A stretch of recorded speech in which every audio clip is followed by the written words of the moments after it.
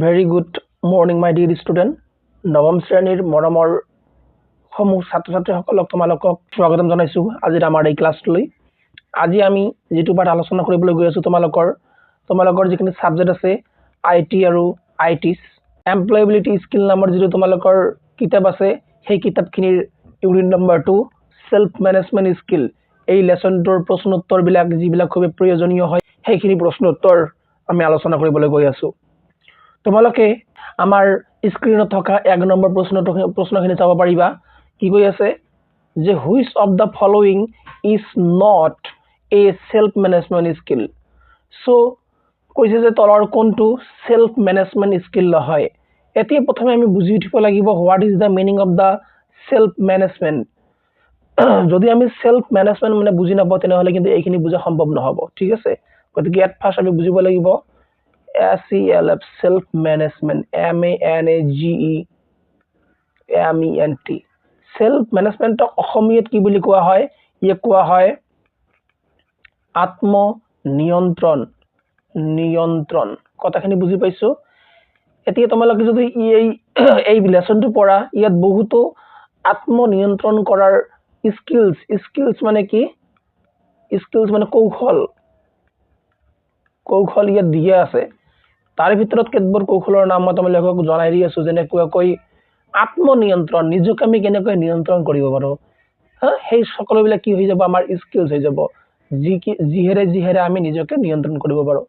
যেনেকুৱাকৈ তোমালোকে ক'ব পাৰা যে self confidence, CONFIDENC self confidence. Okay, number 2 ক'ব পাৰা সেল্ফ কনফিডেন্সত তোমালোকে আত্মবিশ্বাস বুলি ক'ব পাৰা।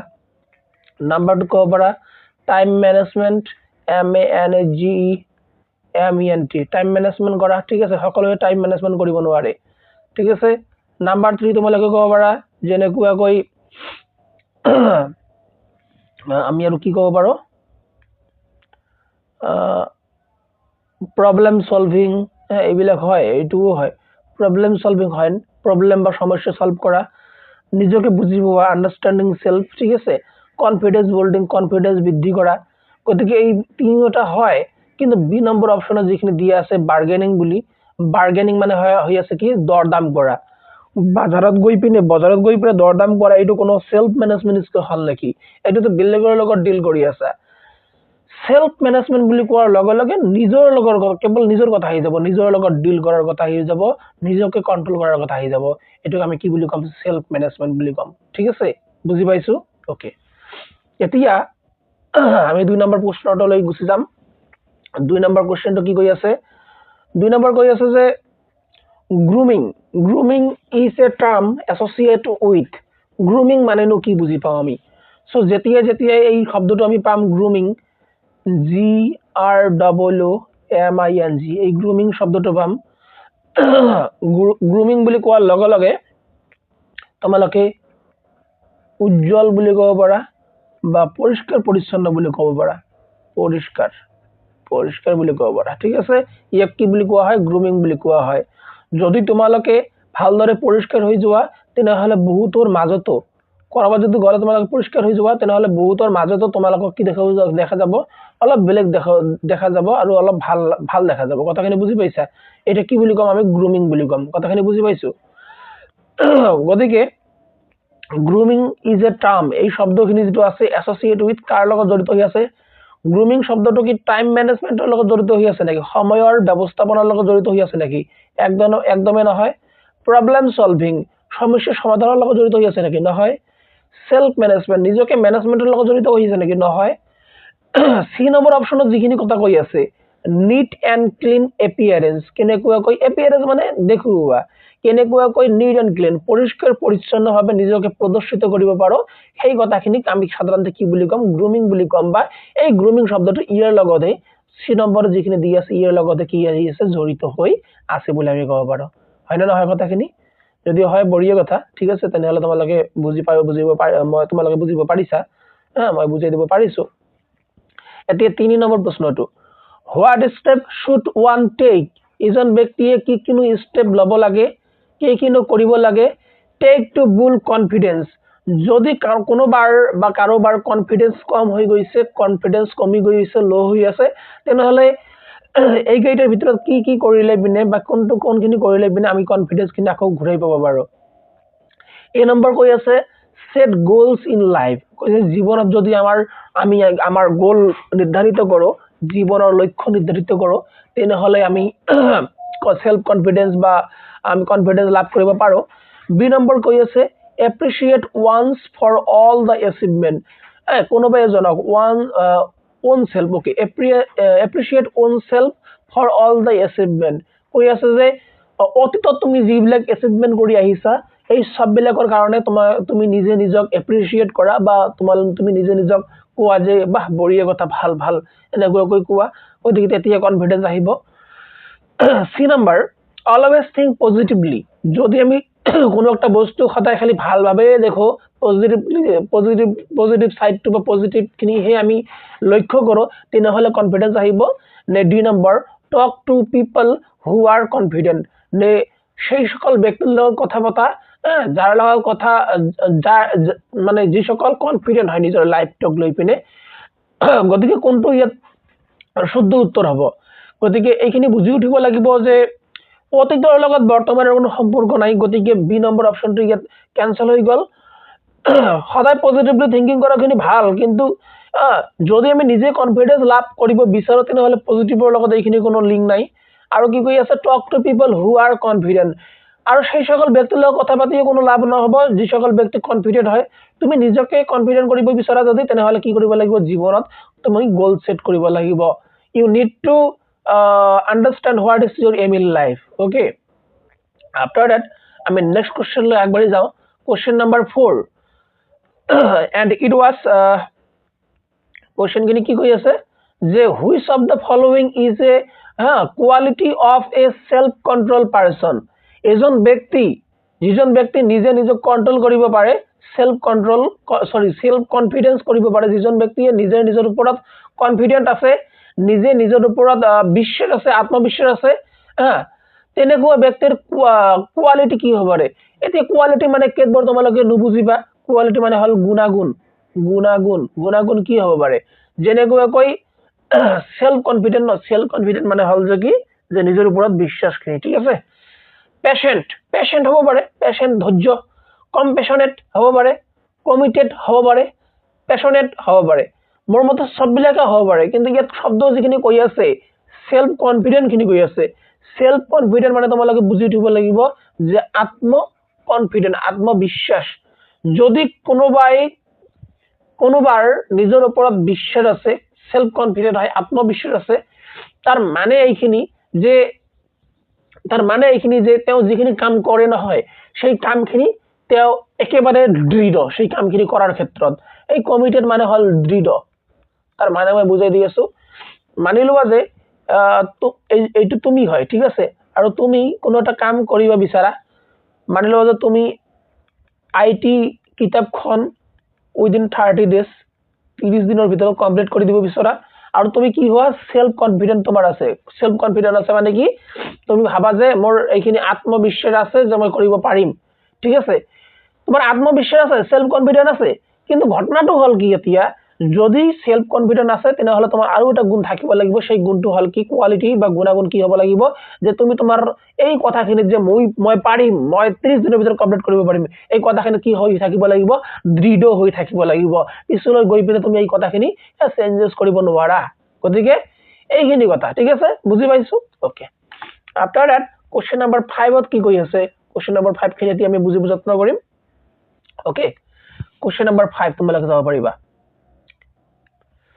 কুৱেশ্যন নম্বৰ 5খিনি কৈ আছে what is the best way to start our day positively, যে আমি আমাৰ দিনটো, what is the best way, ভাল পদ্ধতি বা ৰাস্তা কোনটো হ'ব, বেষ্ট ৱে টু ষ্টাৰ্ট, আৰম্ভ কৰাৰ বাবে আৱাৰ ডে পজিটিভলি, আমাৰ দিনটো ভালদৰে আৰম্ভ কৰিবৰ কাৰণে ভাল ৰাস্তা বা ভাল ৱে কোনটো হ'ব? এই নম্বৰ অপশ্যনত কি কৈ আছে থিংক এবাউট অল দ্যাট কেন গো ৰং, যে আমি দিন এটাৰ আৰম্ভণিতে আমি ভাবিব লাগিব যে গোটেই দিনটোত কি কি ৰং হ'ব, কি কি ভুল হৈ যাব, থিংক এবাউট অল ডেট কেন গো ৰং, যিখিনি ৰং হৈ যাব, যিখিনি বেয়া হৈ যাব গোটেই দিনটোত। বি নম্বৰ কৈ আছে think about the difficult test you will face during the day. এটা দিনত, সেই দিনটোত তুমি যিখিনি কঠিন কঠিন কাম কৰিবলগীয়া হ'ব পাৰে, যিখিনি কঠিন কঠিন টাস্ক কৰিবলগীয়া হ'ব পাৰে, সেই চববিলাক কঠিনৰ বিষয়ে ভাবা। এইখিনি দিনৰ আৰম্ভণিতে ভাবিব লাগেনে? এইটো এটা ভাবিবলগীয়া কথা, ঠিক আছে। তাৰপিছত চি নম্বৰ কি কৈ আছে think about all your accomplishment so' far and feel good about it. তুমি দিন এটাৰ আৰম্ভণিতে এইখিনি ভাবিব লাগে, think about all your accomplishment, যে দিনটোত তুমি সেই দিনটোৰ তুমি যে লাভ কৰিছা এয়া তোমাৰ সৌভাগ্য হয়। আৰু তুমি সেই দিনটোৰ কাৰণে অতীতত কি কি তুমি লাভ কৰি আহিছা, অতীতত কি কি তুমি এচিভমেণ্ট কৰি আহিলা, কি কি একমপ্লিছমেণ্ট কৰি আহিলা, এইখিনি বিষয়ে ভাবিব কৈছে। চ' ফাৰ এণ্ড ফিল গুড, আৰু তুমি নিজে নিজক কি কৰিব লাগিব, পজিটিভ অনুভৱ কৰিব লাগিব, যাতে তুমি ভাল অনুভৱ কৰা, ফিল গুড, এইখিনি অনুভৱ কৰিব লাগিব in a good about it. মানে দিন এটা আৰম্ভ হোৱাৰ আগতে এইখিনি বস্তু আমি কৰিব লাগে বুলি কৈ আছে। তাৰপিছত ডি নম্বৰ কি কৈ আছে think about the traffic on the road and feel stress.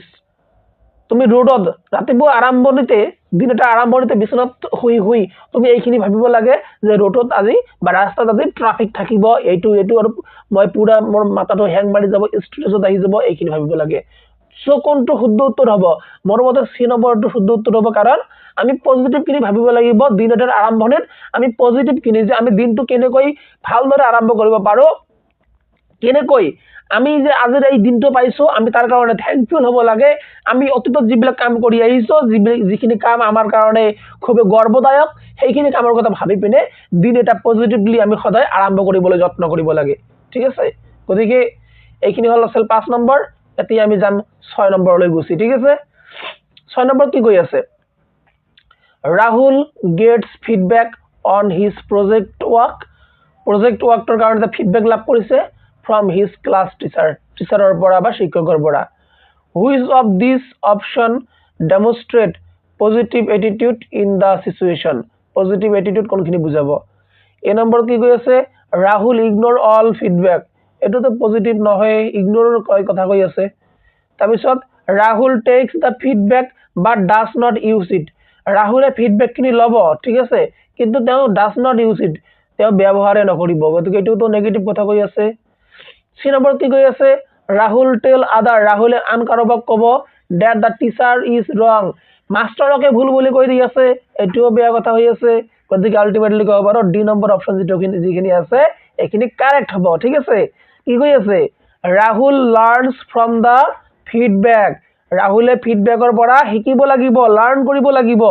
And max, আৰু তেওঁ বনাব লাগিব his project work better.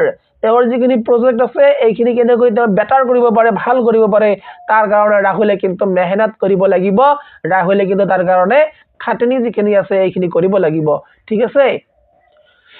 After date 7 number কুৱেশ্যনটোলৈ আমি গুচি যাওঁ। 7 নম্বৰ কি কৈ আছে হোৱাট কেন ইউ ডু। তুমি কি কৰিব পাৰা to get rid of negative thought or feeling.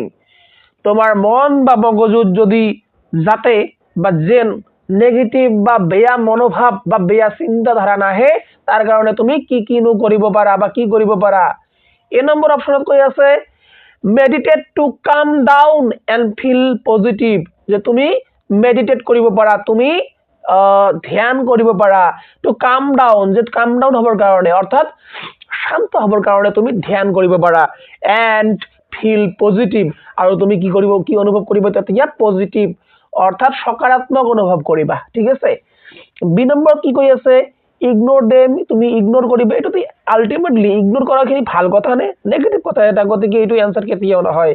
Ignore them and move on the life, আৰু জীৱনত আগবাঢ়ি যোৱা। এইটো ইগনোৰ কৰাৰ কথা কৈছে নহয়, বৰ বেয়া কথা কৈছে। চি নম্বৰ কি কৈ আছে এক্ট বেছ অন দ্য নেগেটিভ থট।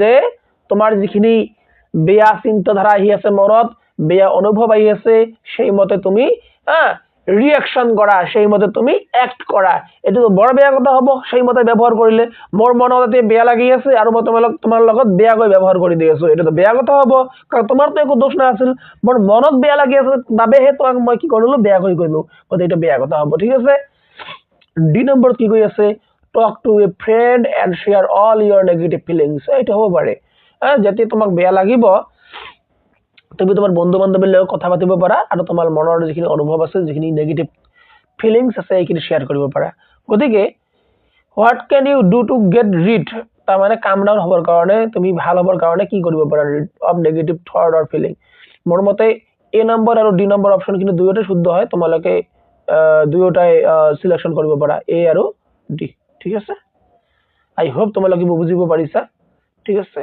আজি কিমান লৈ কৰিম আজি 12 নম্বৰ লৈ কৰিম ঠিক আছে কিমান নম্বৰ কৰিলো 7 নম্বৰ কৰিলো এতিয়া 8 নম্বৰ খিনি চোৱা তোমালোকে ওকে 8 নম্বৰ কোৱেশ্চনটো কৈ আছে কি do you think people live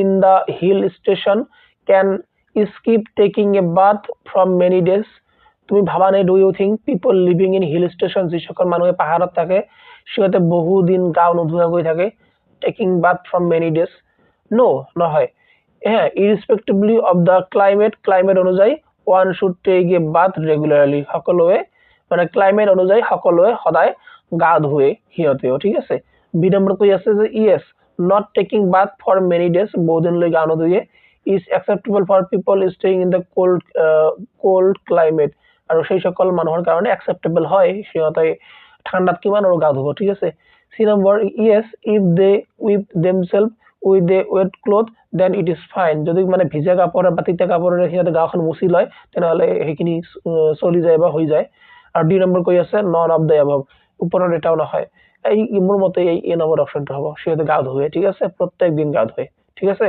কম পানী দি হ'লেও সিহঁতে গা ধুৱে ওকে 9 নম্বৰ এইখিনি বস্তু তোমালোকৰ পৰীক্ষাৰ কাৰণে ইম্পৰ্টেণ্ট নহয় 10 নম্বৰ খিনি চোৱা এতিয়া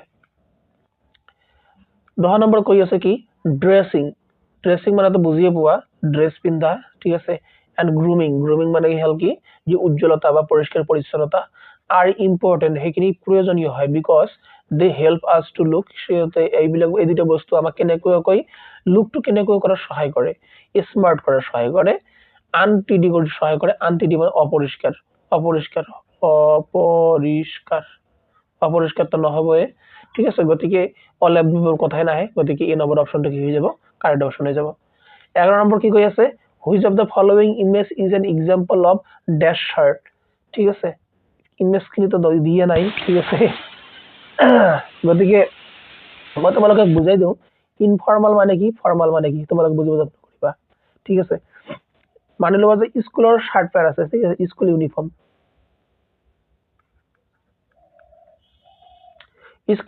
খিনি কি হ'ব ফৰ্মাল হ'ব ঠিক আছে তাৰপিছত কেতবোৰ টিচাৰে যিসকল ড্ৰেছ পিন্ধা বা পৰিধান কৰা দেখা পোৱা যায় যেনেকৈ নৰ্মেল শাৰ্ট পেণ্ট তোমালোকৰ দেউতাও পিন্ধে নৰ্মেল শাৰ্ট পেণ্ট ঠিক আছে ঠিক আছে এইখিনি কি হয় ফৰ্মাল হয় কিন্তু ইনফৰ্মাল কি হ'ব তোমালোকে যিখিনি পিন্ধা টি শাৰ্ট পিন্ধা তাৰপিছত এই যে চিঙা বা ফটা চিঙা তোমালোকে যিবিলাক জিন্স পিন্ধা এইবিলাক ইনফৰ্মাল হৈ যায় ঠিক আছে এই সববিলাক ইনফৰ্মাল হৈ যায় ইনফৰ্মালৰ ড্ৰেছবিলাক মানে অলপ আচুৱা ধৰণৰ কিন্তু ফৰ্মালৰ ড্ৰেছবিলাক এই আগৰ পুৰণা মডেলৰ ড্ৰেছবিলাক সেইবিলাক ফৰ্মাল বুলি কোৱা হয় এইবিলাকক ঠিক আছে 12 নম্বৰ কি কৈ আছে ৰে which of the following images example of dash T shirt এটোতো ইনফৰ্মাল টি শাৰ্ট এটো কি কম আৰু ইমেজটো দিয়া নাই ইমেজ দিয়ে থাকিলে পিনেহে আমি ভালদৰে ক'ব পাৰিলোহেঁতেন ইমেজ যিহেতু দিয়া নাই গতিকে হ'ব বাদ দিয়া ঠিক আছে শর্ট কোশ্চেন এইবিলাক আমি অহা ক্লাছত কৰিম আজিৰ ক্লাছখিনি আমি ইয়াতে সমাপ্ত কৰি আছো মই ভাবো যে তোমালোকে ক্লাছখিনি চাই পিনে ভাল লাগিব যদি ভাল লাগিছে যদি এই কোশ্চেনবিলাক তোমালোকে বুজিব পাৰিছা তেনেহলে এটা থ্যাংক ইউ লিখি দিবা ঠিক আছে কমেন্ট বক্সত থ্যাংক ইউ বুলি এটা কবা আৰু এতিয়ালৈ যদি সাবস্ক্ৰাইব কৰি লবা না সাবস্ক্ৰাইব এটা কৰি লবা ঠিক আছে আজিলৈ ইমানে অহা ক্লাছত লগ পাই আছো জয় হিন্দ জয় ভাৰত